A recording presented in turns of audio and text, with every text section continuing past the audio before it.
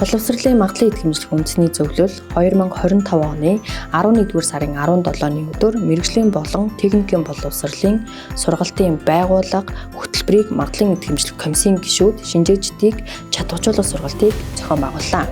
Энэхүү сургалтын гол зорилго нь мэргэжлийн болон техникийн боловсролын байгууллагуудын чанарын баталгаажуулалтын тогтолцоог сайжруулах, шинжээчдийн үнэлгээний ур чадварыг нэмэгдүүлэхэд чиглэж байлаа. Сургалтын үеэр мэргэжлийн болон техникийн боловсролын байгууллага хөтөлбөрийн эрх зүйн орчин, чанарын баталгаажлалтын тогтолцоо ба түүний хэрэгжил, хөтөлбөрийн магадлалын эдгэмжлийн шалгуур, шаардлага түүнийг үнэлэх арга зүй, шинжээчийн багийн өрсөн үнэлгээний тайлан боловсруулах арга зүй, шинжээчийн үнэлгээний тайлан боловсруулах үндсэн зарчим аргачлал, хөтөлбөр болон хичээлийн суралцсан үр дүнгийн уялдаа холбоог шинжлэх арга зүй, бодит хэрэгжилтийг үнэлэх аргачлал зэрэг сэдвүүдээр хэлэлцүүлэг өрнүүлв. Мөн комиссийн дарга гишүүд шинжээчид боловсролын хөгжлийн цаашдын чиг хандлагатаа нийцүүлэн шинжээчийн үйл ажиллагааны шаардлагатай мэдлэг, ур чадвар, хандлага, ёс зүйг улам гүнзгийрүүлэн хөгжүүлэх талаар дуу хоолойгоо илэрхийлж харилцан туршлага солилцсон сургалтын онцлог үр дүн байлаа.